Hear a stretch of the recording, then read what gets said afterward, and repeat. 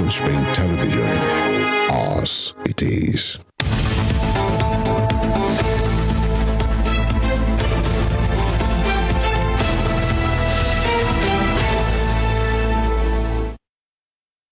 All right, good morning and welcome to the show Morning Spring on Western Spring Television, where we start your day for you by telling you what is happening around you, bringing it to you as it is, when it drops, and from where it drops. My name is Emmanuel Ujadigili. Thank you so much for starting your day with us.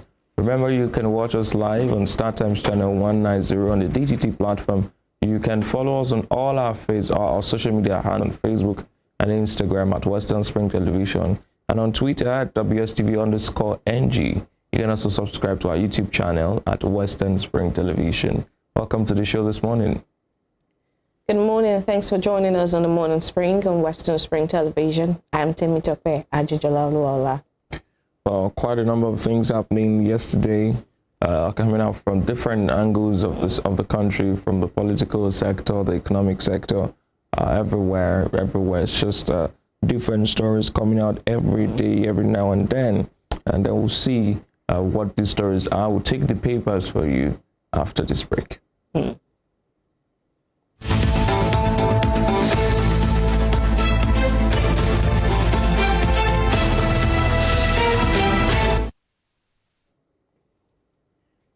Okay, so let's get back straight to the papers now. Let's look at them for you. Let's see what's happening on the faces of the national dailies. We begin with the Punch newspaper. The Punch newspaper has a political headline. The banner headline says, "IU PDP nullifies Ayim Fayoshe's suspension, sanctions ward Exco." That's on page 2 of the Punch newspaper. And the writers are opposition lists ex-Katsina governor now for orders as peace moves begin. And party reverses autumn summons to face disciplinary panel. 6 members unity. Well, that's some story yesterday. The last assignment of Iyorchia Ayu was to preside over the suspension of former Governor Shema Pius Ayim and some other persons. And now after he has stepped aside, and the party is trying to heal wounds and mend fences. They've now reversed some of these suspensions, and even Autumn's referral to the disciplinary panel has also been reversed. You know? Yeah, while I would say that some of the suspensions might have been well deserved, because I believe that when you're not satisfied with how something is running, you can just take your leave and leave a party. But then, in a move to heal and to mend fences and create unity, in the party, this is a good move to first lift suspensions and then, talk about, find a way to talk about peace in the party, because PDP, as we know it, way before the election, has been having several, divisions in the party, and this is a good move. Well, this depends on how many people see it. It could be a good move. It could be something that is long overdue, and it could be something that is no longer necessary. And it also points in the into the direction that maybe some people were not satisfied. Many people, maybe they were just not saying it, were not satisfied with what Ayu was doing. Well, if you were not to order, but then that's the PDP's issue, and obviously they will settle it as time goes by. Yeah. Away from that story, you see some pictures there. Well, yesterday across the country, members-elect of houses of assembly across the state, across the federation, got their certificate of return. Well, some days earlier, some hours earlier, the governors-elect also got their certificate of return, and you can see Lagos Governor Babajide Sanwo-Olu and his deputy Obafemi Hamzat holding up their certificate. You see Governor Seyi Makinde too holding up his certificate of return, and both of them have pledged good governance. Well, there's more on that story on the Punch newspaper this morning. On the bottom strip of the paper, Ondo chapter tackles Adebanjo over Afenifere chieftains. Ondo chapter tackles Adebanjo over Afenifere chieftains. The 2023 elections seem to have, caused a lot of cracks in different quarters, different persons, different organizations having divergent opinions. As it should be, really, people should be able to exercise their rights to independent thinking within the ambit of the law and common sense. But then the Afenifere has been at odds. Some part of the Afenifere supporting Asiwaju Bola Tinubu, and some part of the Afenifere endorsing Peter Obi, and that put them at odds with each other. But now the chapter of a group in Ondo State has tackled Payo Dibanjo there over the Afenifere chieftains. You can get more of that story, more on that story on page 12 of the Punch newspaper. And on pages 4 and 5 of the Punch, Whitney, Lagos arraigns Chrisland principal others for manslaughter. 2 days ago, we did read that the Lagos state government would prefer charges against the school and some persons, including their driver, I think, and their cleaner. But now, yesterday they were arraigned in court, and you can get details of that arraignment on pages 4 and 5 and what charges they are facing and the development surrounding those charges. As on pages 4 and 5. And on page 12, Muslim couples can get intimate after breaking fast. That's coming from some clerics. I've heard someone even say that it is allowed within the religion as long as it is not within the period of your fast. I'm not a cleric. I'm not an expert on the matter. So it's good to see clerics now putting some of these controversies. Yes, perspective. Because for every religion, there are people who sometimes knowingly, other times unknowingly misinterpret and escalate matters beyond the way they should be. You can't take that away from religion, but it is also good that clerics come out once in a while to say, look, this is what it is, this is how it has been misinterpreted, or these are the issues on ground. So that's on page 12 of the Punch newspaper. Above the nameplate, OPS predicts woes as national debt hits 46 trillion naira. I was wondering why these students on papers this morning on banner headlines. Like yesterday, the March report of the Debt Management Office came out, and Nigeria's public debt stock stood at 46.25 trillion naira, and it's something that we should be worried about. Yes, we should be worried about. There was a vis-a-vis comparison between March 23 and as of December 2022, and there was a significant increase in the public public debt of the country, and we should be worried. I think economic experts will be worried. Everybody will be worried about this issue. Election Tribunal, Tinubu gets Atiku Obi's petitions on page 25. The story around that, they said that Tinubu was avoiding service.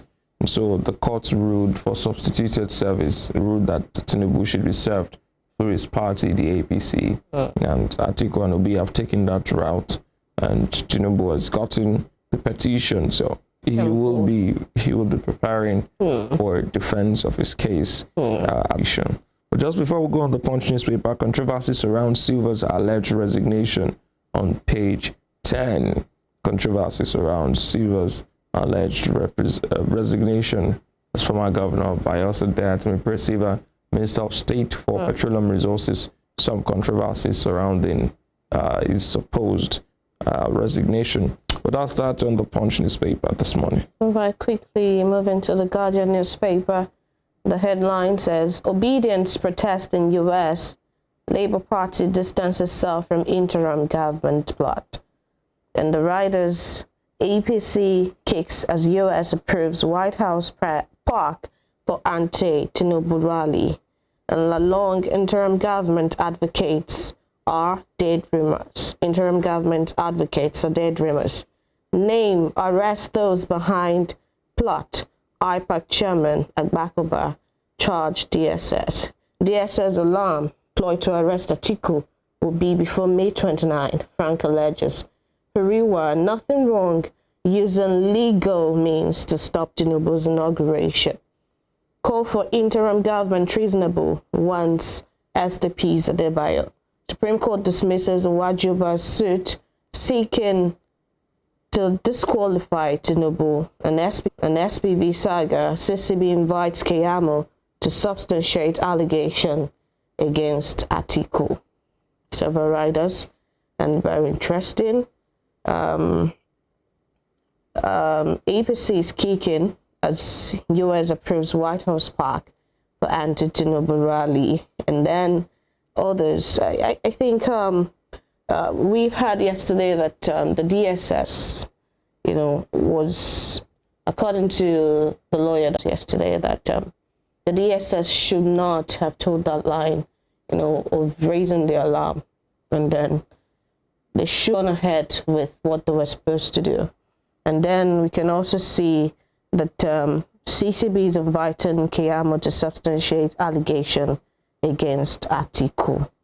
So several things there. But for me, some of these interesting stories are important for our polity and the politicking that we do. The IPAC chair asking DSS to name and arrest those behind the plot.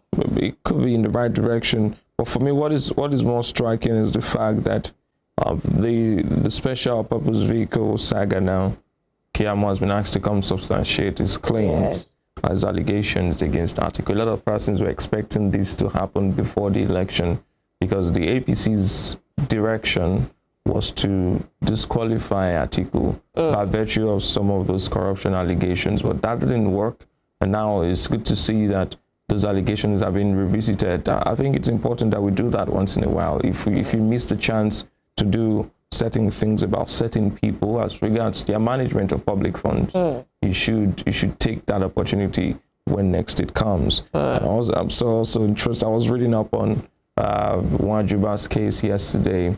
As a former Minister of Education, who Emeka Wajuba raised a suit against Tinubu and Atiku, seeking to disqualify them, bringing up some issues around their qualifications and how they shouldn't be the candidate of the party. It was in the aftermath of the primaries of the party, and now the Supreme Court has dismissed that. He would have to just take it as it were. And then the SDP's candidates Adebayo saying that the call for interim government could be treasonable, and we hope that the appropriate authorities will take that matter seriously. Take the matter seriously. And there's some conspiracy theories about what the DSS is doing and why they are raising those alarms, using it as a front or a ploy to arrest some persons. But I don't think that the DSS will be involved in such petty dealings, but it remains to be seen what will go on. And the protest in the US, I find it sometimes embarrassing and not too good that we take our business to the West.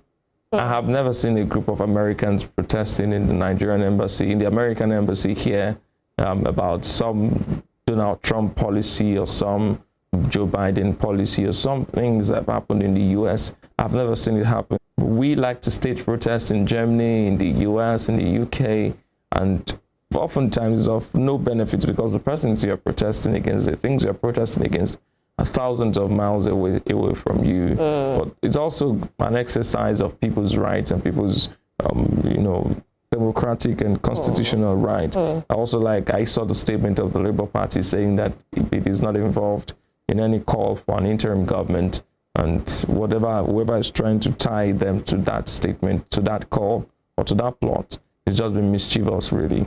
And that's what the party is saying. It remains to be seen if indeed they're not in there. Right to the bottom strip of the paper. Okay, just below the nameplate then. First Bank rebrands subsidiaries in UK, others, okay.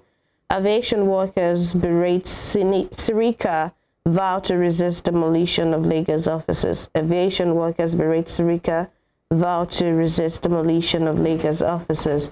And that's on page 7 of the Guardian newspaper. Well, I don't know. I don't know There's been so much happening in the aviation sector. There's been so much happening in the aviation sector.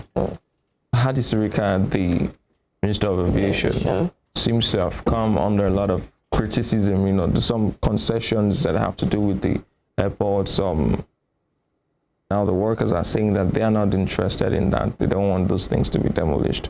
And let's see if there will be a U-turn. There will be a U-turn. All right. Governments, financial institutions, others on alert as attacks on biometrics rise. And that is on page 15, saying governments, financial institutions, others on alert as attacks on biometrics rise. And tech hitches mar UTME mock exams. Tech hitches mar UTME mock exams. That's on page 3. And that is right. I was opportunity to hear of a school that had, several batches, and the first batch actually had hitch with, the exams, and the next batch had to have the exams before the ones scheduled first could have their exams. So really, there have been tech hitches, around the mock exams that the UTME has planned. But we hope that this time, thank God there's a mock exam, and this time they can identify whatever problems they're going to be having ahead. And so before the actual exams, they can fix it up. But then that is all we have on the Guardian newspaper this morning. Well, we'll take a quick break now. When we come back after this break, we will be bringing you the rest of the papers. To stay with us.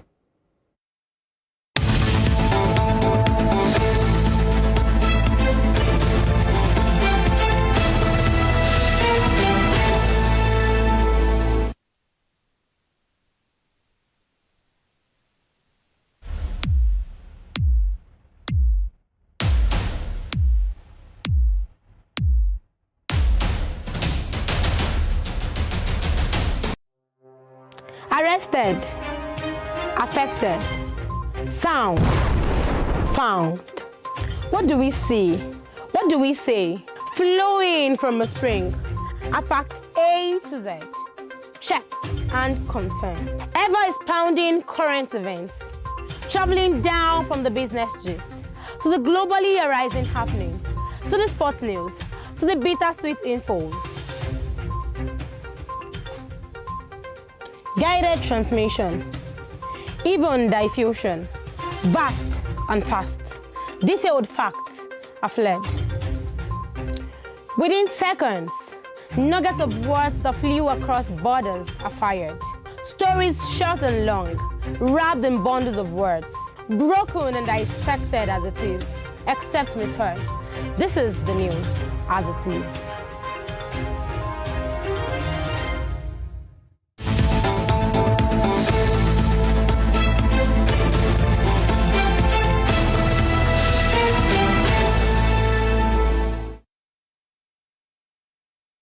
All right, welcome back to the show. Let's take the remaining papers for you. We begin with the Daily Trust newspaper.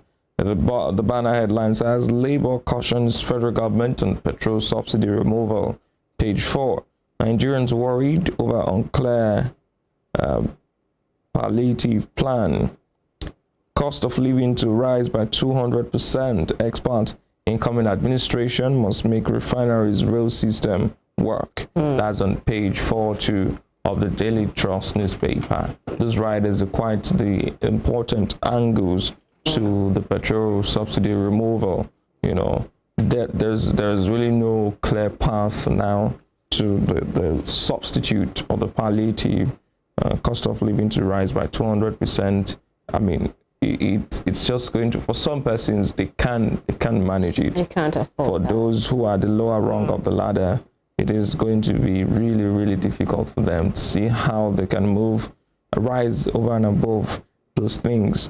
But it is also true that the incoming administration has to work to ensure that the systems are working to at least cushion the effect of the removal of subsidy. Yes.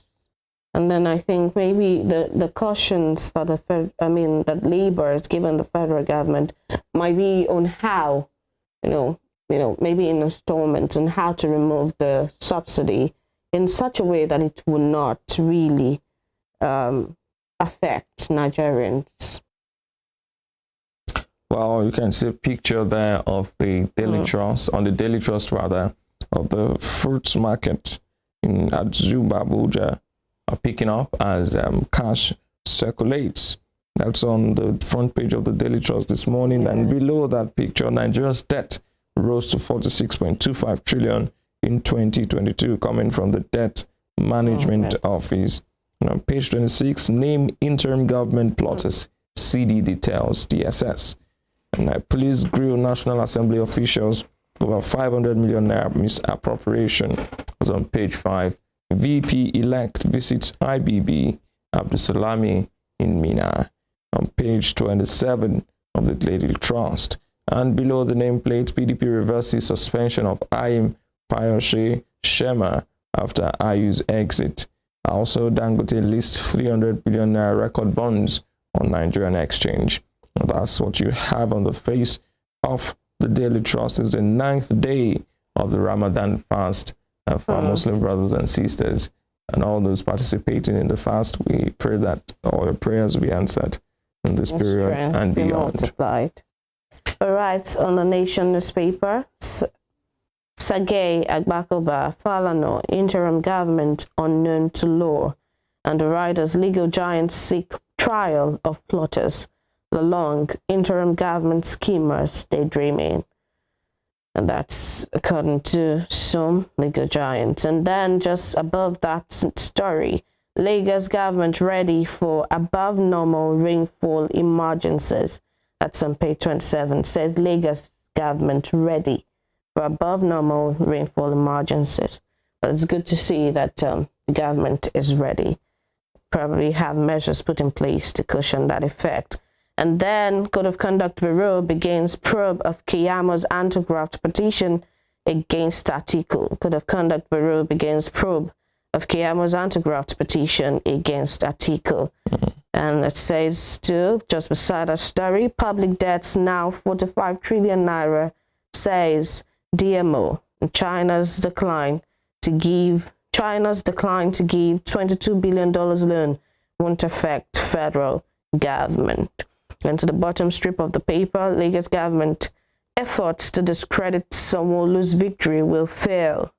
Efforts to discredit Sanwo-Olu's victory will fail. And that's on page 27 of the Nation newspaper. And above the nameplate, PDP lifts suspension on Ayim Fayose. And the writer, Ayu's Word Exco suspended. Ayu's Word Exco suspended.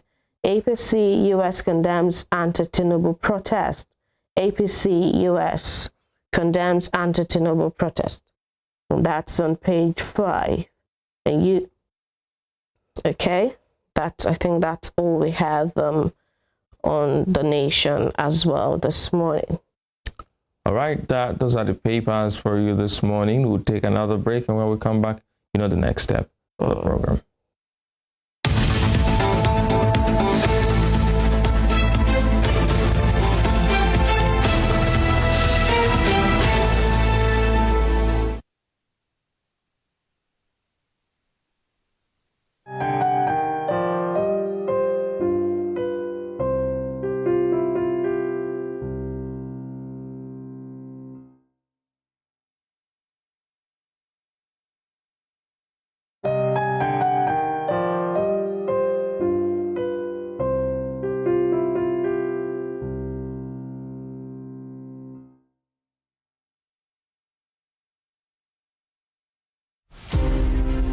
Born Jeremiah Oyeni Obafemi on March 6, 1905.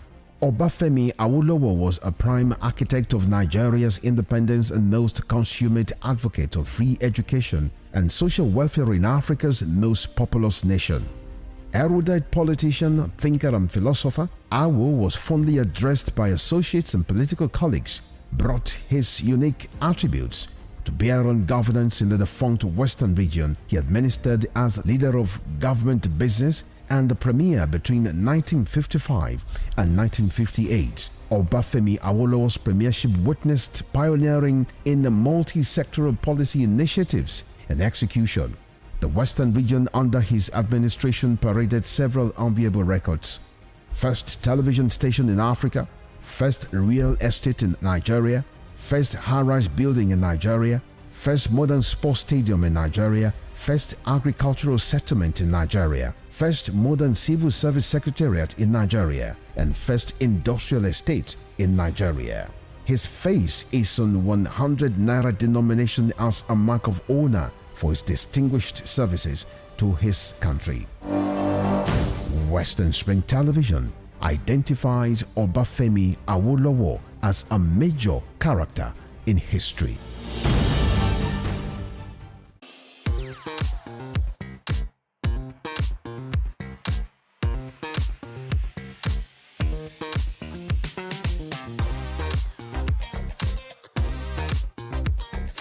Turn it up! It's the Wild Wild West, and Western Spring Television is pulling out all the stops to make sure that you don't miss out on every of the fun and happenings around you.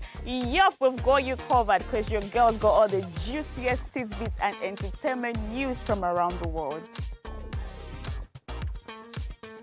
Cross over to the chocolatey side of entertainment. Join me, Chocolate Cassie, on Eccentric as we take you into every bit of the juiciest news, fashion, music, movie updates, and other trending conversations. Together on the show, we'll get personal with your favorite celebrities via phone call, Zoom, or even live here in the studio.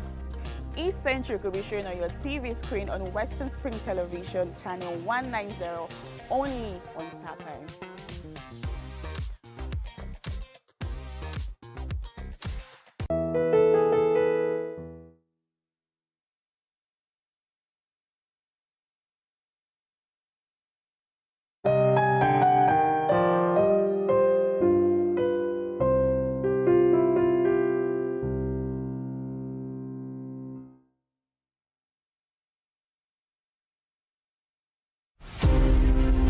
Badamasi Adegoke Adelabu was a prominent figure in Ibadan politics and Western region before Nigeria's independence.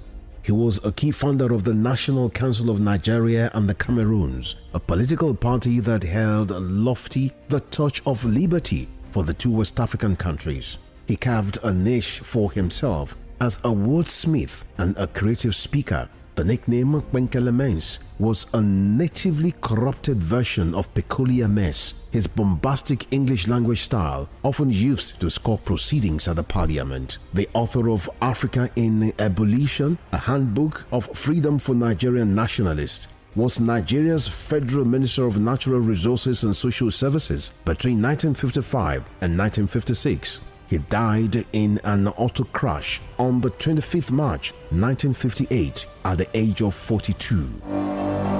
Western Spring Television identifies Adegoke Adelabu as a watershed character in history.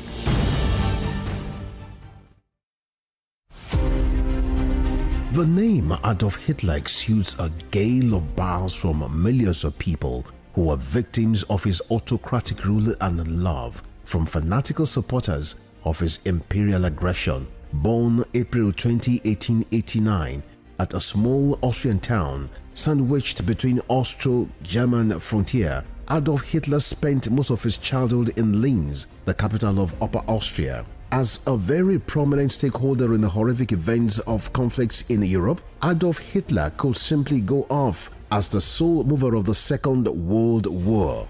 40 million Jews were murdered in the gas chambers of various Nazi camps on the orders of Adolf Hitler. Thousands of Adolf Hitlers still live in Germany today, but the majority of them are elderly and were named before the end of the Second World War. As the name pales into vanishing rarity, 13 children according to official records were named Adolf Hitler between 2006 and 2013.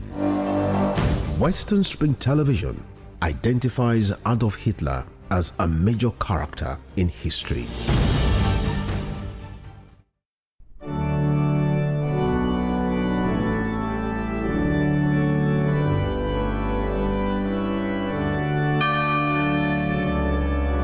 Here are 5 amazing fun facts I bet you never knew about Christianity. Number 1. There are over 2.4 billion Christians worldwide. Amazing fun fact number 2. The Bible is one of the best-selling books of all time. with more than 100 million copies sold every year. Most Christians believe in heaven and hell. The Bible is the most translated book in the world, with more than 3,000 languages. Amazing fun fact number 5. Most Christians throw science out of the window without realizing that most scientists are Christians. Hello, I am Pastor Steve Akinwumi.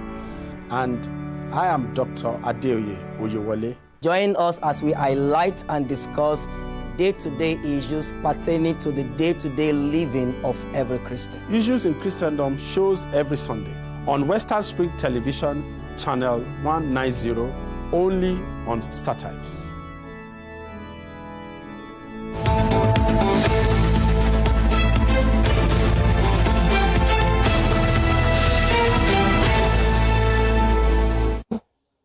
All right, so you know they say that variety is the spice of life.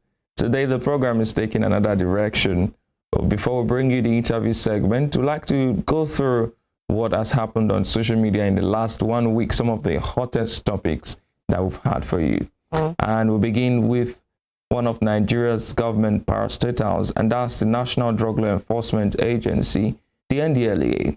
Now on Sunday, a day before Monday, the spokesperson of the NDLEA put up a tweet talking about how some persons were nabbed, trying to shift drugs across one place to the other, from one place to the other. Some sort of, ingenuity, if you ask me about. I don't think that that's the good kind of ingenuity. So let's take a look at, before we take the reactions, let's look at the videos that came out from the NDLEA on Sunday. We'll take the first one for you now.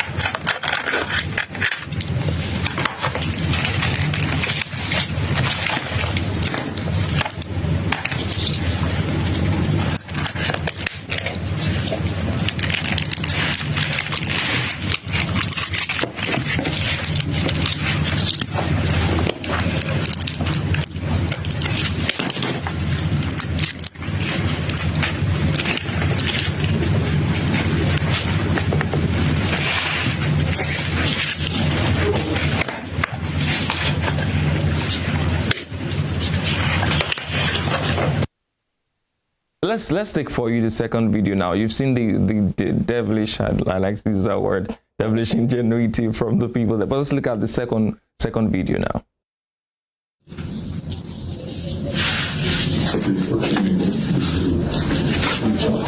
Professor Bujos.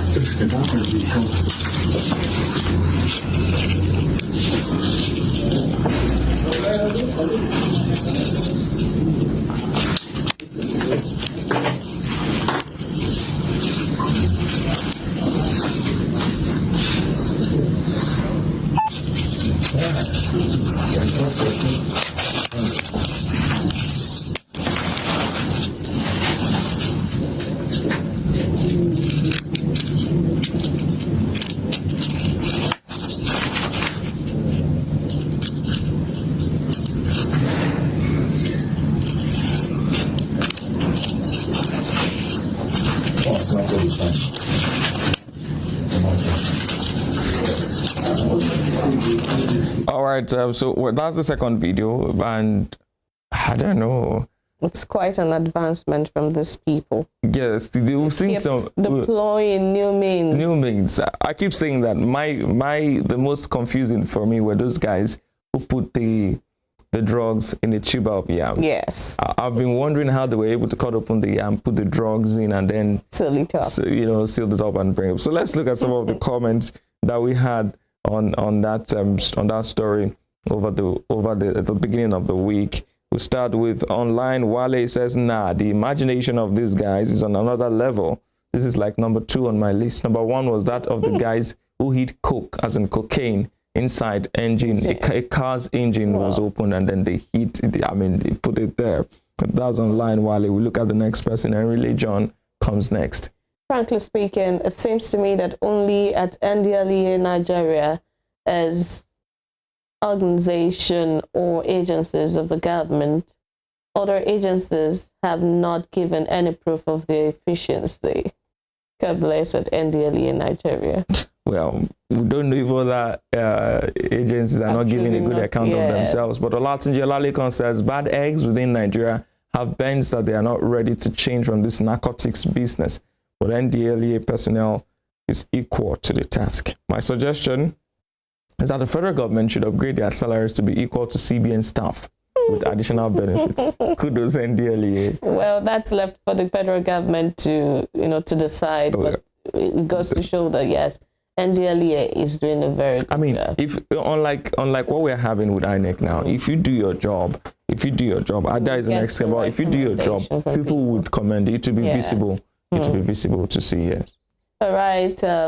At Ada saying, thank God, thank you, NDLEA. Enemies of Nigeria shall always fail.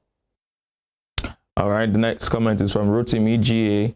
Rotimi GA says, these are the main reasons the people who hate this country don't want us to end the import economy.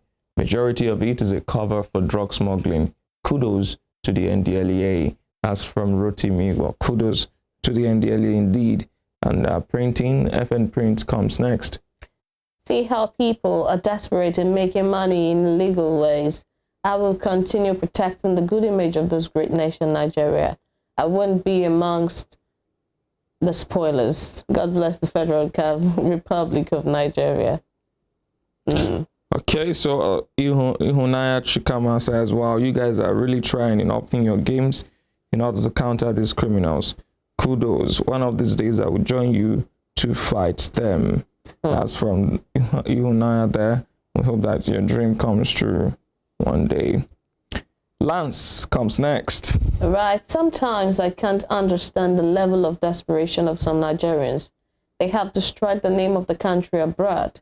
What kind of punishment can deter these animals from drug trafficking?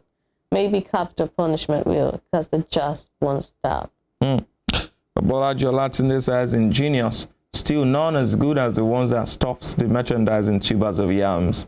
That one is still in the leader in the race in people's to minds. win Nigeria's smartest drug smuggler. Yes, that is in contention for that title. Well, Lion of Bodleian says, sir, there's nothing you can tell me. It's either your men are using chairs or some sort of microscopic glass to catch these criminals. But anyways, kudos, sir, and more grease to your elbow. But more grace to the elbows of the NDLEA. Guys. You know, it's really, really good work that they're doing. Well, away from the NDLEA now, let's take you to here in Osun State, where some sort of political, a lot of persons have called it political realignment, took place some days ago. Some persons say it's a show of the fact that in politics, the only permanent thing is your interest. There's no permanent friends, no permanent enemy. Today you are friends, tomorrow you are enemies, and it really, really is what it is. So let's take a look at two persons from two different angles. Former Governor Rauf Aregbesola of the All Progressives Congress and Governor Ademola Adeleke of the PDP met in Ilesha at the opening of the Nigerian Immigrations Service Passport Office right there in Ilesha. So let's see the outcome of that meeting and how it was perceived by some political analysts. We start with the first video of these two men grooving.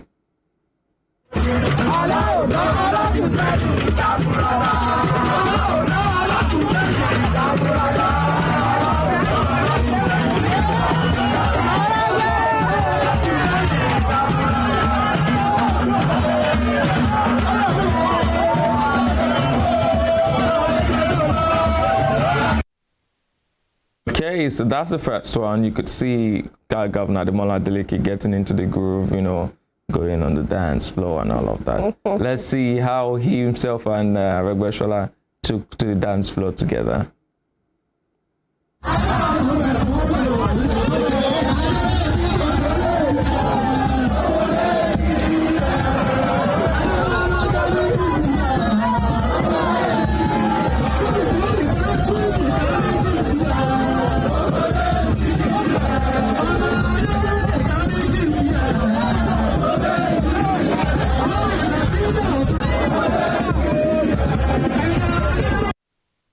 Okay, so let's look at the last video. It's not a dancing video, but it's just a video of these two men showing themselves love, you know, and this was a video actually that caused a lot of comments, not even a dancing video, a lot of actions, a lot of reactions as to the place of political enmity. Today, I mean, it's the supporters who are actually suffering.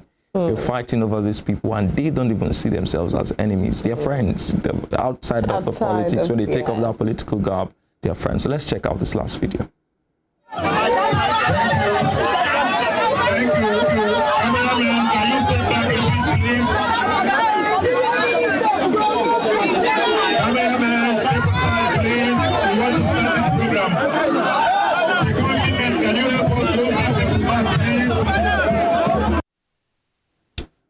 Yes, so you saw how they were. They look like friends. Yes, it almost seems like they're in the same party.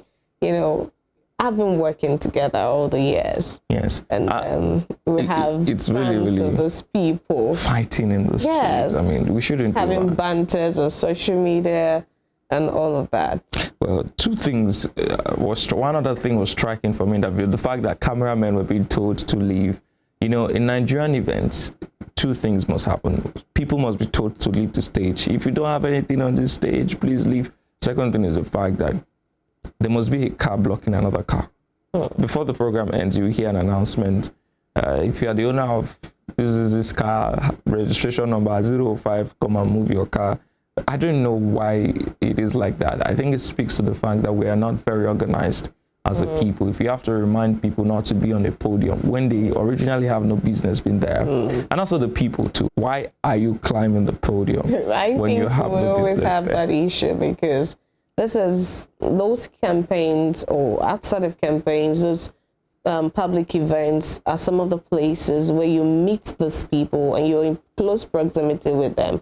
And because of that, you will see people always, you know, close to wherever it is that they are. And then, you know, all of the, motives that give people, you know, the mind to go very close to podiums. All right, so let's take the comments now. Let's look at how it panned out on social media. We'll begin with John D. Afolarin. John D. Afolarin there puts up a picture of former Senate, where is this? He's still Senator representing Osun Central, pending the inauguration of the new assembly. It says, hello, Alaji, that's calling Boyega Itola. Sharing out a real video here. Pressure to wow. Pressure to wow. Well, that's from Afolarin there. Premium Alawade comes next. All right. You want to die because of a politician in Osun? Lol. When you die, this is what will happen. Life would go on. Everyone will move on. Who could have predicted this? And it laughs again. And it says, at Adeleke 1 and Rauf Aregbesola, Osuadara, my dear at Boyega Oyetola, no shaking. Well, no shaking for those who want no shaking. But he makes a very valid point. You shouldn't, it's not just in Osun State, across the country. Don't die for any politicians. They will be friends eventually. Emerald Tosin says, Aregbe should just go to PDP already. Shameless alaga by GP. It is well. You know, there were some controversies around who Aregbesola worked for in the governorship elections, the crisis within the APC, the top faction, and some person said that was what really cost the APC the elections. So a lot of persons still hold on to that grievance. I mean, funnily, the party itself, these people don't have issues. That's what surprises me. They will still reconcile. It is the commoners who always want to act very strongly. Well, Observer says... Observer, Oyetola right now, after watching Governor Adeleke and Aregbesola dancing together. Sorry, Omogumino, no? I mean, why is this picture? What is this picture? This was where he was taking vaccination, you know, the COVID era. And now they're making it look like he was so affected by the whole thing that he needed to take. They're just saying that this might probably be his mood right at the moment. I mean, it's social media people and their antics. Banks Omishore says, in life and most especially in politics, there can never be permanent enemies. Glad to see Adeleke and Rauf Aregbesola joining hands to improve the lives of the citizens. Hopefully, Agboyega Oyetola will wake up and admit the voice of God, his voice of the people. Adeleke is the man. Abdulaziz Naibi Abubakar comes next. Adeleke forcibly made Aregbesola to believe that in politics, no permanent enemy, no permanent friend. Well, I don't think that's a forcible, it was a forcibly made realization. Yes. I don't think so. It wasn't forced at all. Daffy Ogenebrume says, Imola prostrated and hugged symbol. Yes, it says Governor Ademola Adeleke joyfully prostrated and hugged from Minister of Interior Ogbeni Ralph Aregbesola at the venue of ongoing commissioning of Ilesha Passport Production Center and Passport Front at Nigerian Immigration Service, Ilesha East Local Government Office. So the governor prostrating was another angle to that story. Well, Akintade Bello Sharif says the two most influential leading politicians in Osun State today, Governor Ademola Adeleke and Governor Ralph Aregbesola, nobody dare argue this. Well, anybody can argue. Anybody can argue. But let's look at CC Nene Okikiola. She says, this is the outcome of loving genuinely and being loved genuinely. You get back whatever you give. Give love, you get love back. Bami Rauf Adesoji Aremu Aregbesola is a great man. I never knew he was Aremu, and I knew he was Adesoji, but I didn't know he was Aremu. Talk about people who know somebody people. Down to their family houses. Well, Salimon Mutiu Adeleke says, do away from politics. Do away with politics of bitterness. Don't dig a hole of downfall for any of your political enemies today, because it is just a matter of time. They will soon become your friends and good advisors.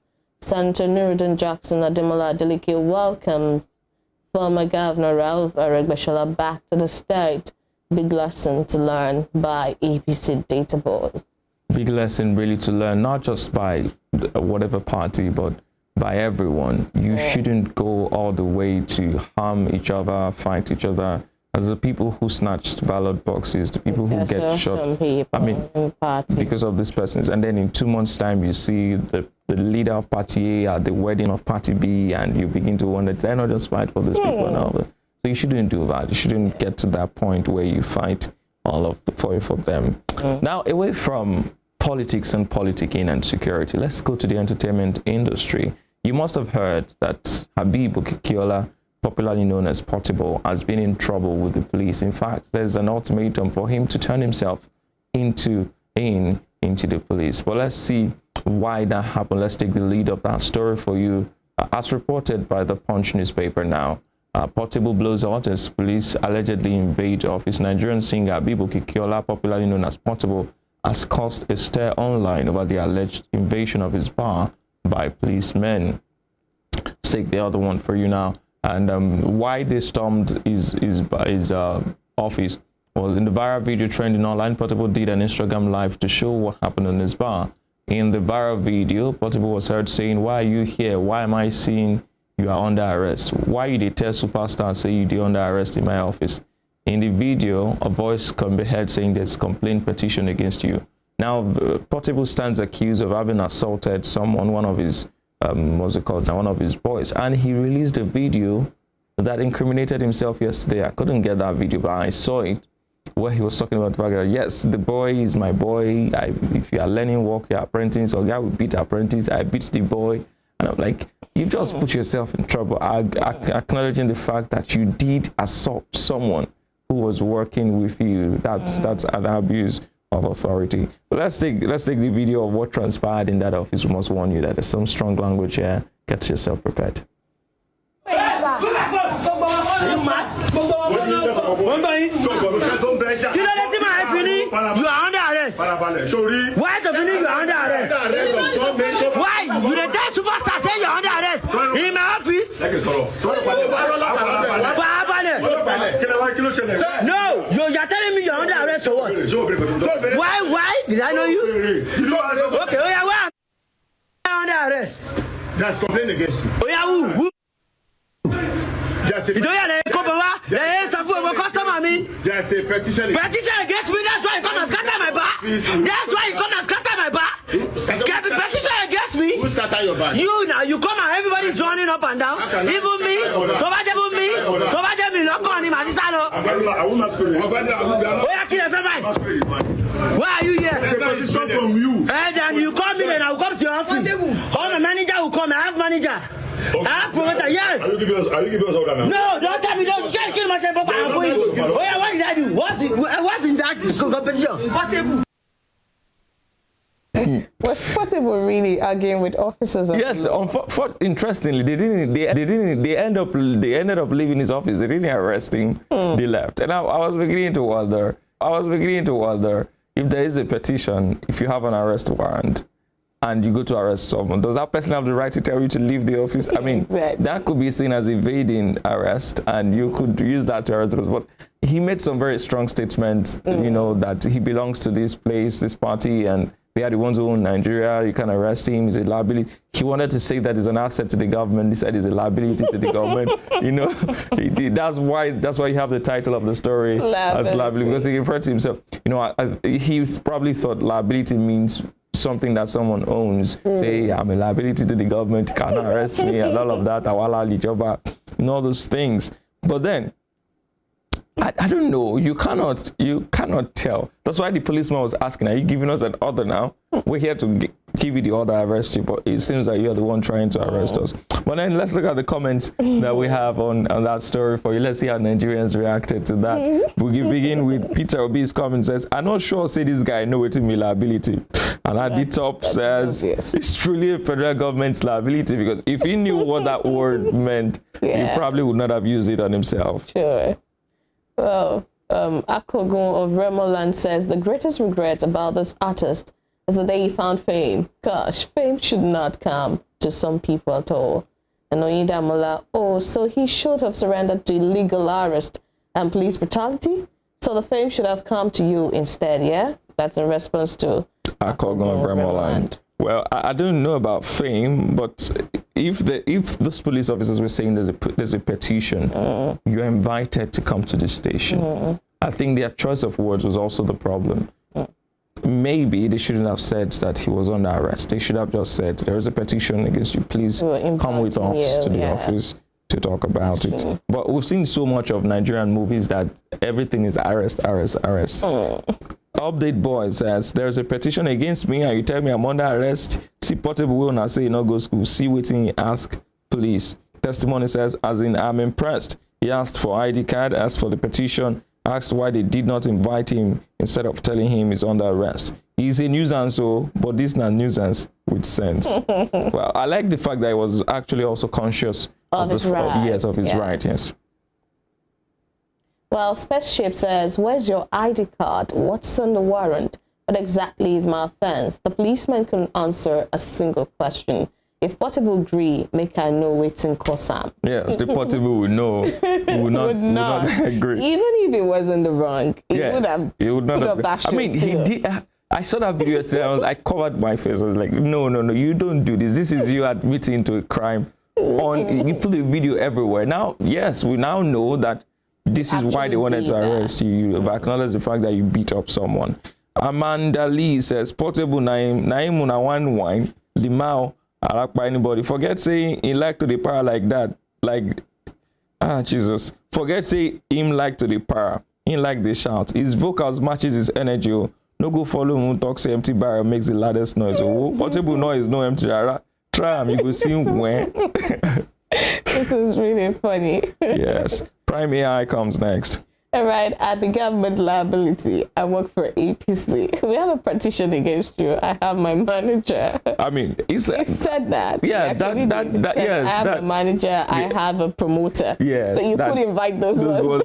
Not me. I mean, the petition is not against. It's not against your manager or your promoter. It's against you. Yeah. So how will I invite your manager? If I have an arrest warrant now, how would you invite Femi Olanipeku or Femi Adefila to go? Talk about. My place. I don't know about that for Portable. Gay skilled in school. Chelsea Queen says, sometimes I do appreciate Portable's confidence and tenacity not to be ripped off. The NPR or MPF have buy market with Jamway Ojoro Council Ojoro. That boy swag says, now when police jam person, we get way past them. their voice goes soft. And you could see how the policemen were trying to, if you were on the street with the random person, would probably have heard of some accidental discharge now, by now. Well, Drill Bit says, no song incoming. When Comrade Carter says market strategy. Well, you can never put anything past Nigerians musicians. Yes. I mean, someone faked his death. Skibby, what's his name now, faked his death at some point in his career. And then that's what he's known for now, the musician who faked his death. Yeah. Or Charlie says, I swear, if them no leave Portable, he will cast everything he knows about APC. He don't tell them, say, I work for APC. Next thing is, I take ballot box for APC. He go cast everybody. Lado's Eye says, and his mouth not a bit closed normally. If I use him sing song, sharp, sharp. You go use him sing song, sharp, sharp. Well, Portable is just, we have Portable on our hands. I don't know. I don't know what we can do about him, honestly. Yemi is next. Yeah. Well, please, and lack of professionalism, somebody should take responsibility and do the needful to calm the situation. Well, that's the last comment on that story. But before we go on a break and come back with the interview segment, we'll be going on the break now. But we'll leave you with that video of Portable and that interaction with the policemen. I be government liability, I be APC liability. I mean, if only he knew that liability was bad. Yes, and it just speaks to the quality of people that politicians put as, you know, as liabilities. That's the word. I mean, the same guy was in Ocean State campaign for the Bulgari Tola. And we saw the conduct. The conduct. I mean, standing on Awolowo's face, putting his face there. I mean, and then he was almost naked. Yes. Well, we'll take this break now, but let's leave you with Portable and his resistance to that arrest.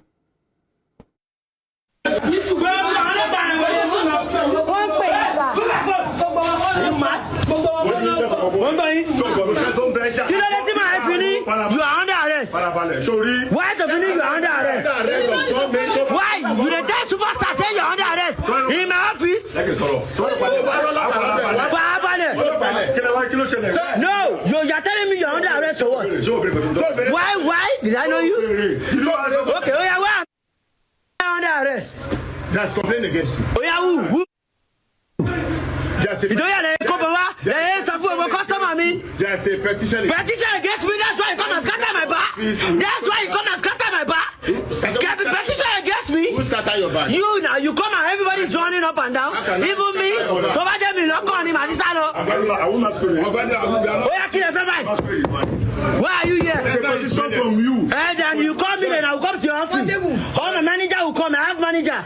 Okay. I have promoter, yes. Are you giving us order now? No, don't tell me. Don't kill myself. Oh yeah, what did I do? What's in that competition?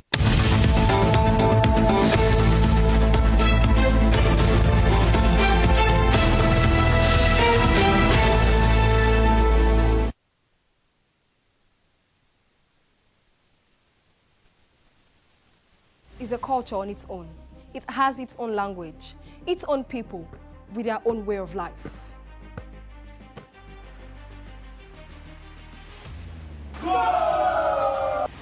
The world of sports is never void of actions, stories, dramas, and scandals. I guess you need a sports show that can walk the walk and talk the talk. On this show, we answer all your sporting questions. The whens, the whys, the wheres, and even the what ifs. Sports Spring is that show that will give you that new lease of life you've been looking for in sport journalism. Join me, Joseph Atewe, and your sports Amazon, Nengi Enes. On this station, Western Spring Television, channel 190, only on Star Times. Let's talk sports. Let's speak the most universal language of the world.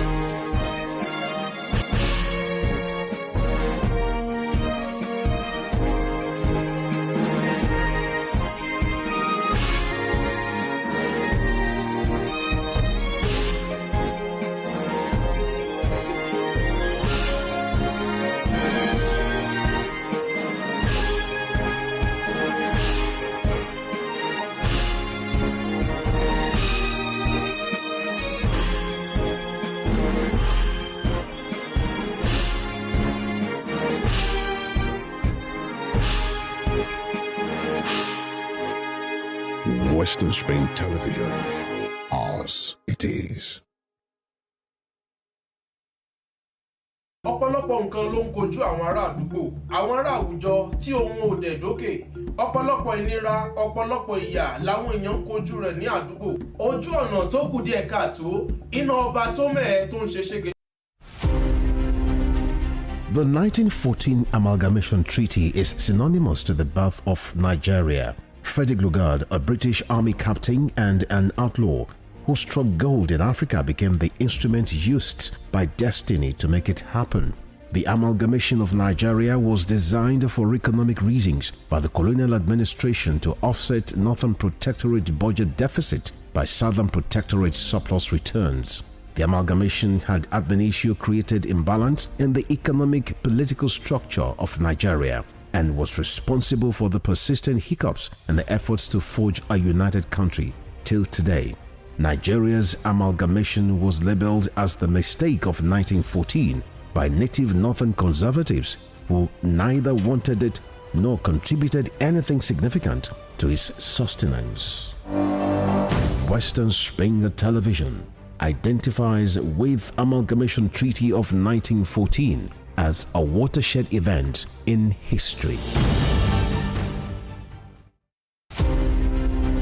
Ahmadu Bello, a Prince Royal, was born 6th of December 19 at Raba Village, Sokoto, northwestern Nigeria. His father was a district head and heir apparent to the Sultanate throne from the house of Usmanu Danfodio, a religious and social reformer who brought the Habib dynasty under the Fulani Caliphate in the beginning of the 19th century. Ahmadu Bello raised the bar of political consciousness in participation when, in 1944, he engineered the establishment of the Northern People's Congress (NPC) as the first political party in northern Nigeria and the rallying point for politicians in the region before independence. History will not forget Ahmadu Bello for his charisma and political sagacity, which provided easy passage for his kinsmen to assume political and administrative positions in Nigeria's post-independence era. The distinguished elder statesman and Sardauna of Sokoto has his face on his country's 200 naira currency as a mark of honor to one of the architects of Nigeria's independence.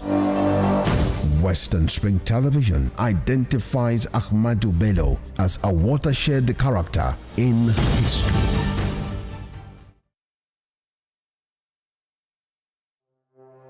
Arrested, affected, sound, found. What do we see? What do we say? Flowing from a spring. A fact A to Z. Check and confirm. Ever expounding current events. Traveling down from the business gist to the globally arising happenings, to the sports news, to the bittersweet infos. Guided transmission, even diffusion, vast and fast. Detailed facts are fled. Within seconds, nuggets of words that flew across borders are fired. Stories short and long, wrapped in bundles of words, broken and dissected as it is, except misheard. This is the news as it is.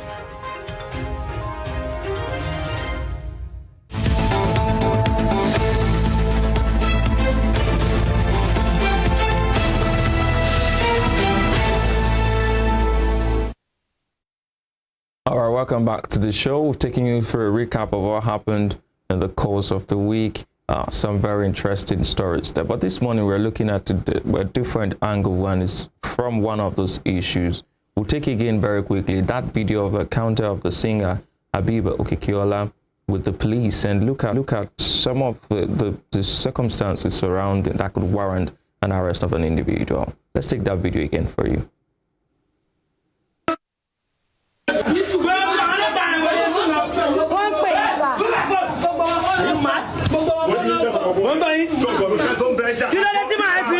You are under arrest. Why the finish you are under arrest? Why? You the dead superstar say you are under arrest in my office? No, you are telling me you are under arrest or what? Why? Did I know you? Okay, oh yeah, why? that's complaining against you. Oh, yeah, who? There's a You don't hear the customer? There's a petition. Petition against me, that's why you come and scatter my bar. That's why you come and scatter my bar. Get a petition against me. Who scatter your bar? You now, you come and everybody's running up and down. Even me. Over there, me not calling him. I just know. Oh, yeah, kill everybody. Why are you here? Petition from you. And then you come in and I'll come to your office. Oh, my manager will come. I have manager. I have promoter, yes. Are you giving us order now? No, don't tell me. Don't kill myself. Oh, yeah, what did I do? What's in that? All right, welcome to the show. Now we're joined live in the studio by one of our analysts and legal practitioner, Mr. Moses Obaditon. Thank you so much for joining us this morning. Thank you for having me. Good morning. Good morning. Well, you've seen that video, and I'm sure you must have seen it in the course of the week too. Could you take us through the process of arrest? That video, Portable was saying that he wanted to know what was in the petition. Is having a petition written against someone enough grounds to arrest the person if there's no arrest warrant? Well, it depends on the offense. I have a criminal code here which is applicable in the southern part. There's some offense you commit and they must show you warrant of arrest. There are some, maybe you are about to or you have done it. Like in these circumstances where he said, why are you arresting my office? What for? Why? Why the petition? You don't just go into somebody's office and say you're under arrest. If you're under arrest, for what offense? Has there been an invitation? For example, if somebody wrote a petition against X and Y, and the person was unaware, and the police, maybe the DPO, whichever direction of headquarters, and say, okay, you can give that person a call, because if they have this, hello, we're inviting you to our office, so and so. I say, for what? And then somebody has come to report you along this area. If you now decline, refuse to go, the police have a right to come to you and make an arrest because they have extended an invitation to you. But let's look at the little what the law says, because there are so many reasons. It's not everything you have to bring warrant. It's not everything you have to pick people. So, for example, it says arrest and without warrant. Expression, the offender, they put it in quotation, may be arrested without warrant in quotes, means that the provision of this code relating to the arrest of offender or suspected offender without warrant are applicable to the offense in question.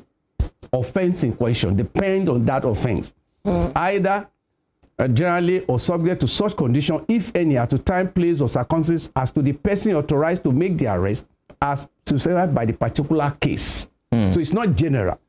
In this case, because the guy is a public figure, suppose a kidnapper came and said, okay, you are under arrest. How am I sure? First of all, you bring your so and so from CID or from DSS or from so and so department, so and so place, we want you in our office. Or on what offense? Then depends on the issue, because because you are going, it's an educated person. The offense is a social issue. Maybe I have a disagreement with my wife, or a business person, or assault. Yes. So these are. But if it is a major felonious offense, I'll give an example. During the military era, they came to pick Femi Falana in his house, the DSS. And then the man didn't know who came, because it was dead of the night. But because he didn't open up, they pulled down the wall of the gate and forcefully enter into the place. Let's not even go to that period. Let's look at in recent time, some judges were visited in the night. A lot of things were found on them. They could not explain the circumstances where it is found. You can't bring such a warrant of arrest, because the warrant of arrest cannot be issued by the police all the time. Sometimes you have to go to court to obtain it. That's why I said depends on the degree. No court will grant you a warrant of arrest to the judge, because they know their colleague and they know the immunity that the judges, to some degree, not immunity per se. Then you have to give them respect or that. But these people, they ignore the law and they came at the dead of the night. And when you go to court, the court will tell you it does not matter the circumstance in which you get your evidence. All you need is to bring it. But the court will not encourage you to go and pick a man in the dead of the night, pull down his house. But if you are sure that the man is a kidnapper, that the man is a murderer, is an armed robber, he trades in arms, he has illicit drug, stockpile in his house, and you are sure of it, invade the place, and that they have been trained to do that. When we now get to court and now say, they came for me, they didn't bring arrest. The issue is, are you a criminal? Are there incriminating funds within your premises? So these are something. You remember the Sunday Igboho story, how they came, did they bring a warrant of arrest? Did the man wait for them? So depend on the issue of this man. It's a mere social issue. That from the word I see it. So coming to them, they should have come, oh, sorry, we are so and so. You are under, this is her. So if they do not bring, they may not have been able to. Depends. For example, I think he assaulted a police from what I heard. So if you have assaulted a police, you should be expecting such a thing. The police will not take it. You can't assault a Scotland Yard police and go scot-free or an FBI. They will come for you because they know an offense against one is an offense against other, all. So these are the area where you cannot definitely and give a general something, but depends on the issue at stake. Okay. So let me, before my colleague comes in, let me ask you now. There's a provision of the Criminal Administration Act, the ACGA, Criminal Justice Administration Act, that gives the police the power to arrest based on reasonable suspicion. Yeah. What constitutes reasonable suspicion? Do you think that is why? Because we saw the calmness with which these officers were talking to Portable. If it were some other guy who had his head dyed, uses an iPhone, there's a profiling that comes into place and is forcefully taken away. What for you and for the law now constitutes reasonable suspicion? Okay, let me just go back to the law itself, because it's talk of attempt to commit offense. It said when a person intending to commit offense begins to put his intention into execution by means of adapted fulfillment manifesting intention. So if a policeman, maybe they stop you while you are driving, and the police have been trained psychologically. I'm not talking of the modern police, but the police training, including psychology. When they look at your eyeball, they can know that this man is onto something. So the reasonableness of looking at your face, you are likely to be showing some nervousness. I say, please, can you calm down? It's reasonable. They are suspecting. You are not yet under arrest. Can you please open your boots? I say, okay, please just open your boot. And some of them who are covering up will be at Allah because they know that routes, they are for smugglers.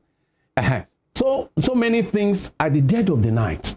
You are coming, and suddenly they see some splash of blood in the seat.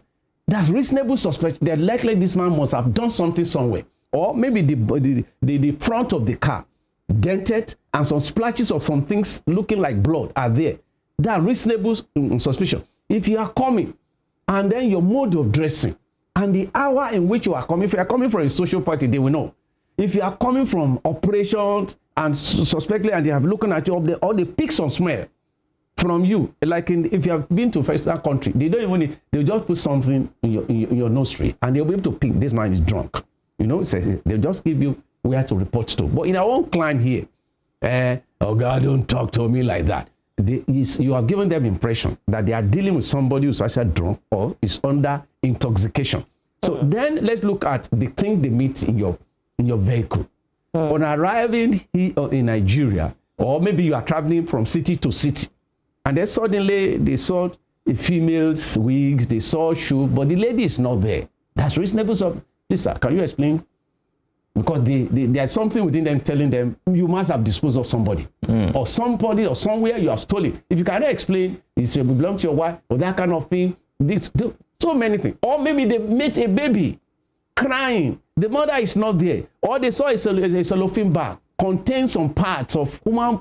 So reasonable suspicion. So it depends on the area, they meet you, the circumstances, the hour of the day. But in the mere fact that you see a fold, because I've been able to intervene. If you are going out of Oshogbo and you are moving towards Elisha, you know that those 3 bombs. Yes. Some of these are police men were there. And then that day I didn't go with my car. I was coming from a court. And so a young boy was sitting by my side. Oh yeah, come down. And I told because he didn't know who I am. They said, bring your phone. I said, what ground? He said, who's that? I said, on what ground? Okay, I said, I'm interfering. The Inspector General of Police said you should not collect their phone. Well, do you know why they treat that boy? He has this kind of Rasamali kind of ear. So that one give them, this one be a 419. I said, no, you can't take his phone. It's against the law. Okay, be very careful. I say I'm not agreeing with you. And eventually the boy was By the time the boy did not even have this type of phone. All these maybe the 3,500 phone. I just gave it to them, and then the old people in the voice say, "Oh Lord, you are alone. If it's not this man, you are being in trouble. Look at your ear, because you are given an impression that you are Yahoo somebody. You know that the fact that I dress in a way is not a reasonable suspicion. But in our own client, they just took you for granted. Yes, that's where I wanted to get to. Very close to my office, some boy were coming from their lesson, and they just rushed down. Oh yeah, bring your phone. I said, no, you can't do that. They say, well, you are now, I'm a civil rights lawyer. The inspector just said, these are students. You can't collect their phone. I said, you mommy, but that is the law. So if the fact that you see me, maybe the way the car I'm using, you can just call me. Sir, can you please identify yourself and where you're coming from? That's polite. But collecting my phone, it's my privacy. It's my property. You can't invade it.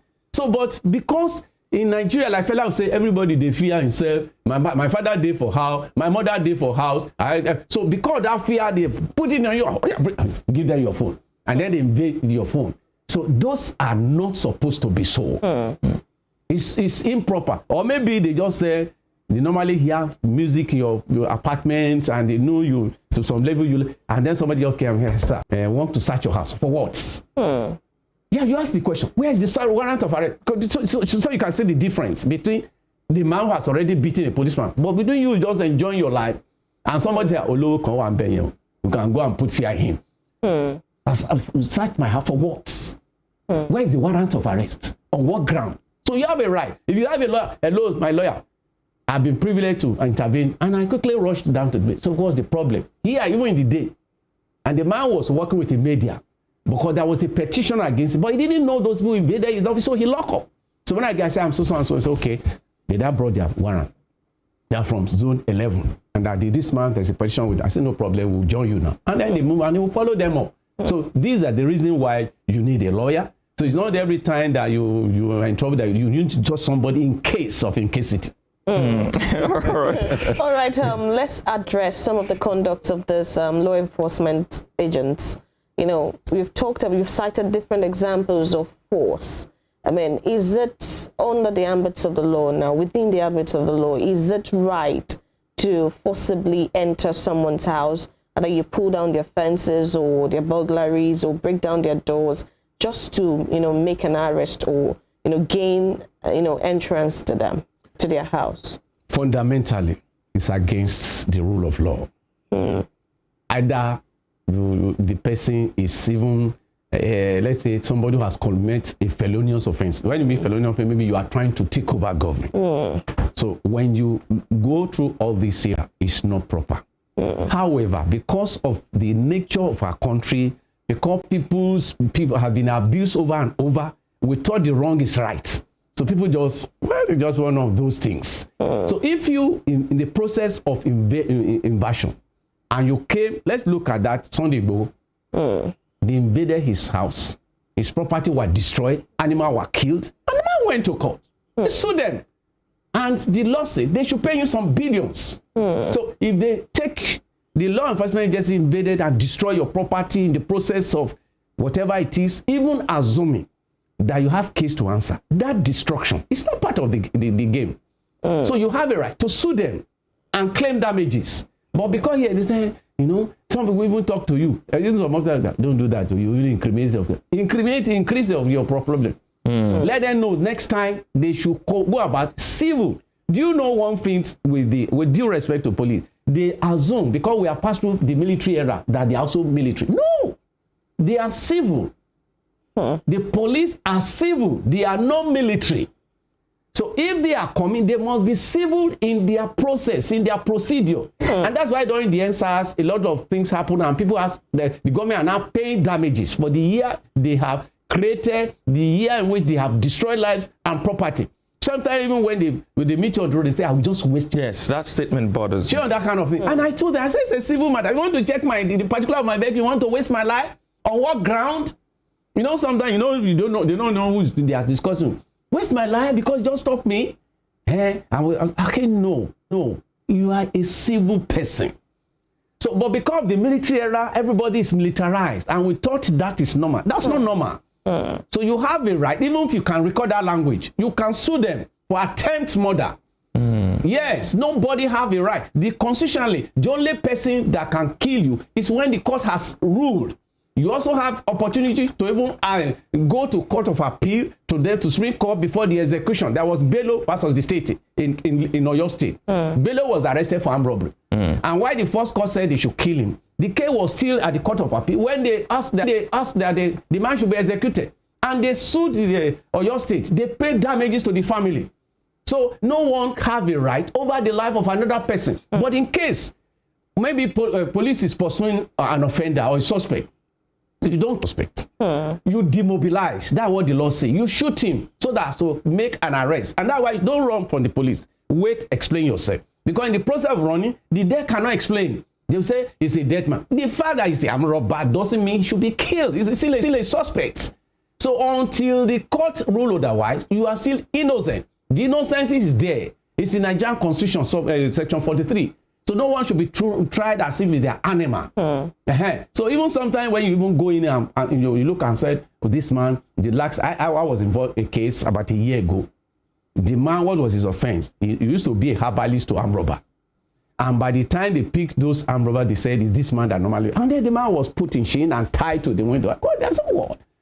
And he's a herbalist. People come to herbalists for treatment, for healing. So do they say he shared the duty? Do they say he went on the operation?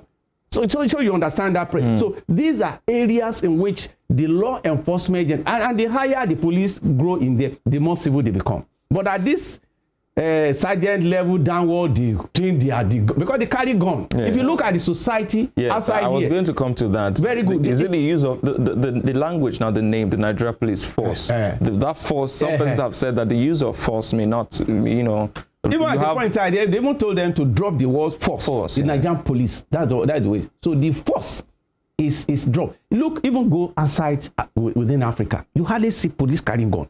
The day I went to Togo, and I was entering very close, they just say, hello, à la français. I said, no, English. They mean, do you speak French? And the way they talk to me, are they polite? You are the one carrying gun. They just sit down. But here, they just carry gun. Oh, yeah, come down. That kind of thing. And upon it all is just because they want to collect something from you. Yes. So I think it is time for our society to develop in the right that so that we don't carry this big gun. That one gun was used in 1948. Most of all these AK-47. The modern police called with pistol. And you can see them in films and that kind of thing. And they hardly bring it out until they suspect you are armed. And they want to demobilize you. And even anytime you see police, they take that police out of the system. It goes to court because he had dehumanized you. So the same thing until the peak, those at the peak of the police begin to understand that there's a need for us to be treated as we are all citizens, equal. The fact that they are police doesn't make I'm not have a right to live as a citizen. All right. Even if on a suspicious ground that this man is an armed robber, you still have to take him as until the law prove him otherwise. One last question for you before we go. Now, if, for instance, people invade my house and I am a licensed gun carrier, I don't know who they are. They're climbing my fence. If I shoot to kill, and eventually it turns out that they were police officers who never knocked my gate, the way they do it to some of these persons they profile as Yahoo boys, who just barge into their houses, will I be liable to any sort of crime? Because I could say that I didn't know they were police people. I just saw someone climbing my fence and I shot at the person. It could have been an armed robber. Yes. What you do is, as a lawyer, how do you defend me in court? I will defend you because you are entitled to what we call self-defense. But in the process, you must be very careful you do not kill that person. But it's night. I wasn't seeing properly. Yes, we're also going to defend. Otherwise, the lawyer comes in. Somebody who is coming at your house, no invitation, no knocking, and is climbing. Your suspect must be likely to be a robber or a burglar. So in your own knowledge, that's why you shoot in the dark. I'll give you two examples. One happened in South Africa. There was a guy who has a leg. He used to run for South African. Oscar. And he has misunderstanding with the girlfriend. And when the girlfriend was about coming in, he claimed that he didn't know it was the girlfriend. He shot the lady dead. He's in jail today. Because even the fact that you didn't know is your girlfriend or is a thief, you do not have a right until you see the person before opening gun. So you understand? I'll give you the second example in Nigeria. In Ijebu, there was Alhaji, maybe Salam. And the NYC was staying in his house. They rented the place. And then in the night, they were crying, Daddy, Daddy, armed robber, armed robber. And the Baba just from nowhere, just carry gun. Where is it? And the armed robber was in the wardrobe. Because the guy was armless, he just came to steal, but he has no arm. The next thing, Baba opened gun and killed the guy. You know, the Baba was asked to be killed because he was armless. What he's supposed to do is to arrest. As you are here, you have a right. As you are here, you have a right to arrest anybody, provided you can. Every Nigerian has right to arrest any suspected criminal. So what Baba should have done would have been perhaps to demobilize, but he killed the man instantly. The last example was in I think in Calabar, and then Ole, thief, and then Baba just bring on Igba and kill. He was asked to be killed. He said because they caught thief, yes. Has he proved he's a thief? Who give you order to kill him? So you have to be very careful. So what should I do in that case? In your case is that you shoot to weaken him. But on the other hand, if you suspect that he's after your life, you can give it to him. Your lawyer will defend you. If it's life for life, first I'll go first. But if you are not sure he's aiming at your life, but because you don't want you to climb to that place, you demobilize him. All right, okay. Of course, you have a right to that. Yes, you should. You can't just come on your under arrest. What for? You should ask. You are not animal now. Even if you go to dog who are trained, you have to speak to the dog so that it can possibly respond. So just come to my house. Arrest. What offense? Even if you know you are conscious of what you are like, you should still ask questions. The same thing when you get to the police. You know where you are. They'll give you a form. Anything you declare will use against you. So they will disclose to you. So even if you don't, in a language you don't understand. Sorry, I love illustrating with an example. A man was brought to court in Osogbo here. And then he was charged for stealing phone. This phone that costs about 400,000 something. And then in the police station, he wrote his statement in Yoruba. On getting to court, he said, Banaji, I didn't understand Yoruba. I said, okay, no problem. And then when the judge foresee that he's trying to play a lot of funny things, and I said, okay, this phone you purchase, why you pay so just 20,000 for a phone of this nature? He said because the face has broken. That is all. You know, he said don't Banaji, but he Naji when you know why he's paying 20,000 for that. A judge also studies psychology. We're able to know who is a criminal because the reason why they were interested in that, the owner of that phone was shot dead in his house before the phone was removed. You know the implication? When you buy a stolen goods, by implication, if they do not see the robber, you are likely to be a suspect. So that's why it should be very clear for those who are listening to us, don't buy second-hand phone, especially those who are not in the market. If you buy from them, whatever offense they have committed, when that phone was picked, they will also charge you for the same thing. All right. Well, I would like us to go now, but for our viewers, some persons out of fear just go ahead to write statement. Should you wait for your lawyer before you write any statement? You should. I've been privileged to. I will mention the police station very close by. And then the man said, let my lawyer come. And they were trying to come. Eventually, I got there. I said, no. And in another case, that's another occasion. The man was driving to Ibadan. He's a transporter. But an Okada man just ran, he hit, and then packed, took the man to hospital and treated. So then his brother sent for me, and I went to the police station. They said he should write that he's speedily, as if you are committing yourself. I said, no. He said, what? I said, I'm his lawyer. You don't allow the man to be guilty here. He said the Okada came from nowhere. How can he be conscious and then hit an Okada man? You don't force him to write. I said, tell your Oga, the lawyer that's why I should be here before he writes. If he's already guilty, if we go to court, why are we going to defend? So that's why if the law even say you have a right to maintain your silence until your lawyer comes. But quite often the police will beat you. You have to endure it. And just because they can't force you, sometimes they even write and ask you to sign. Say you are not going to sign until your lawyer comes. Because once you have signed, that means you have admitted. And even in the form, they said they put caution there. Note that you are voluntarily raising this one and it can be used against you. If you say I'm voluntary and you are compelling me, or you are even right and ask me to sign, that is a violation. In Lagos State, they've done a beautiful job. They cannot take anything from you without video.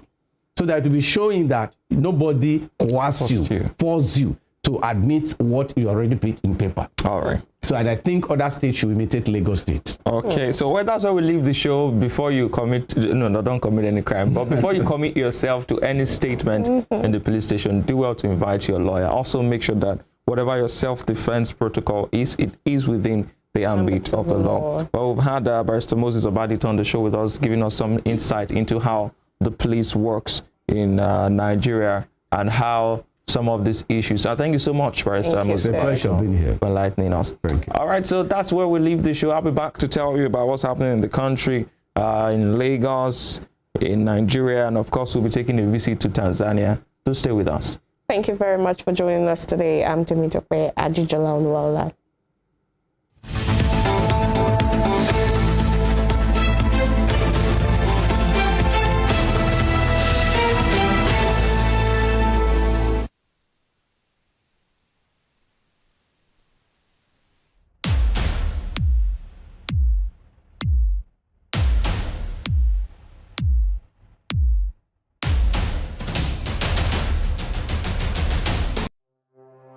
Arrested, affected, sound, found. What do we see? What do we say? Flowing from a spring. A fact A to Z. Check and confirm. Ever expounding current events.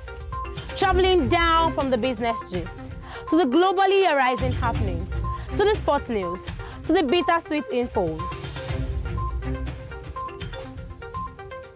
Guided transmission, even diffusion, vast and fast, detailed facts are fled. Within seconds, nuggets of words that flew across borders are fired. Stories short and long, wrapped in bundles of words, broken and dissected as it is, except misheard. This is the news as it is.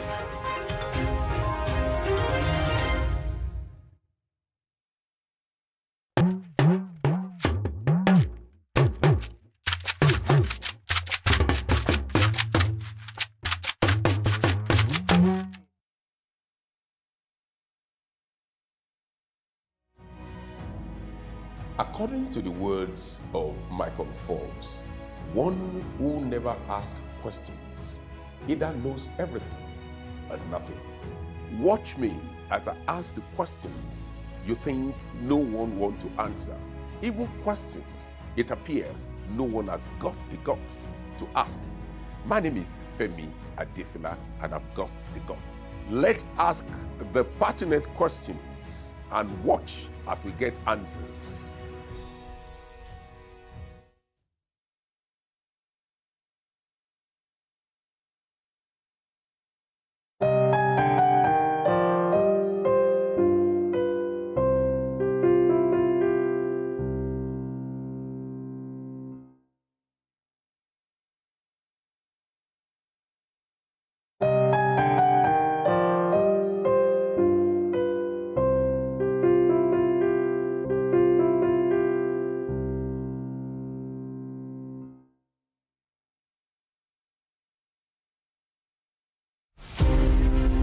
Born Jeremiah Oyeni Obafemi on March 6, 1905, Obafemi Awolowo was a prime architect of Nigeria's independence and most consummate advocate of free education and social welfare in Africa's most populous nation. Erudite politician, thinker and philosopher, Awo was fondly addressed by associates and political colleagues, brought his unique attributes to bear on governance in the defunct world.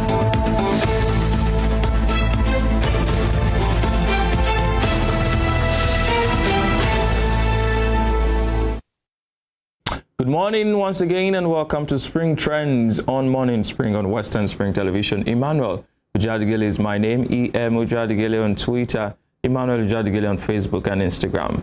Now let's get down straight to business. In some not so cheering news, the Nigeria Bureau of Statistics released its report yesterday, a report from the Debt Management Office talking about Nigeria's total public debt data as at December 31st, 2022. Let's take that for you and show you what's on the screen now. The MBS says Nigeria's public debt stock, which includes external and domestic debt, stood at 46.25 trillion naira in the fourth quarter of 2022 from 44.06 trillion naira in the third quarter. Now let's take the announcement written by the Debt Management Office now, saying that as of December 31, the total public debt stock consisting of the domestic and external debt stock of the federal government of Nigeria and sub-national governments, the 36 states and the Federal Capital Territory, was 46.25 trillion naira.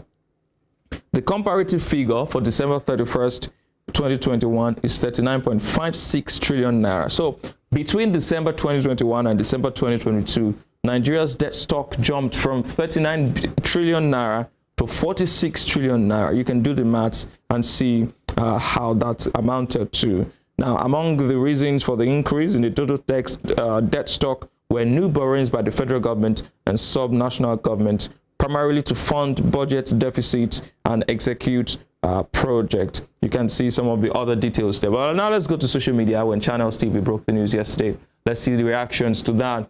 Conrad says, and the same government had the temerity to request another loan. Well, the success of every government is assessed by how much it borrowed, not saved, according to Ndi Ihenemisi. Ayomi says, each Nigerian is now owing at least 201,941 naira as their share of the country's debt. I don't owe anybody any money. You people should exclude me from that. Jesus has paid all of my debts.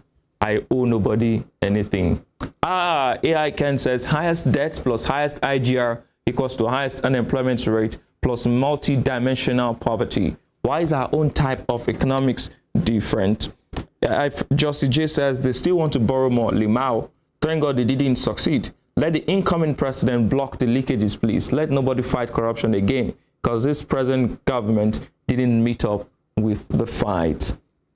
StatiSense helps us to break down these debts. You can see external debt, 18.7 trillion naira, federal government, 16.7 trillion naira, states plus FCT, 1.99 trillion naira, and domestic debt, 27.5 trillion, state federal government, 22.2 trillion naira, the states and FCT, 5.34 trillion naira, December 2015 total, 12.6 trillion naira. That's how our debt stock stands. Now we'll move over to Facebook. Edwin Tochi says, sad news for the country, because how can small and medium enterprise survive in a country like this?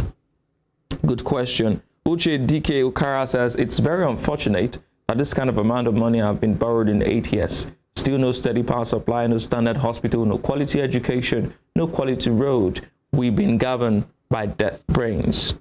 Sunday Eder says, these are the main reason why they never want another person to rule, in order not to expose their damage they've done to Nigeria. It might have been increased if China granted them that last loan. Sunday, another Sunday, but Sunday Izzy says, what are they using all this money for? Still, Nigeria can boast of energy, water, hospital. It's so sad our beloved country is collapsing each day.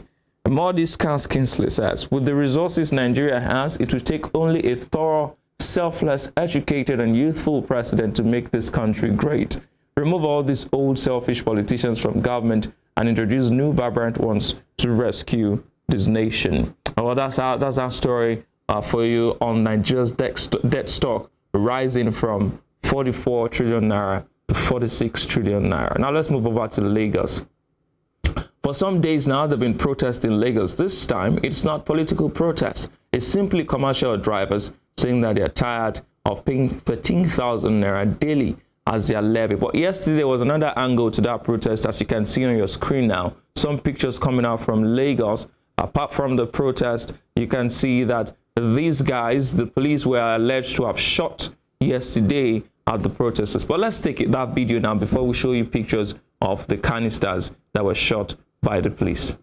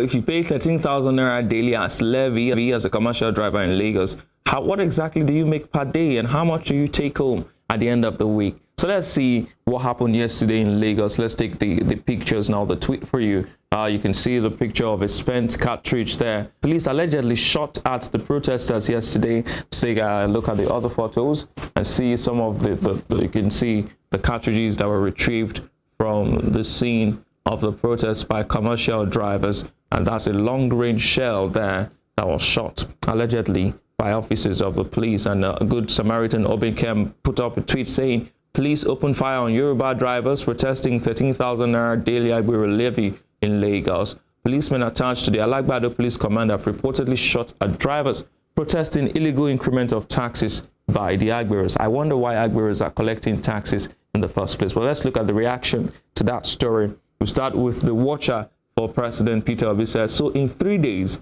Agberos collects more than the minimum wage."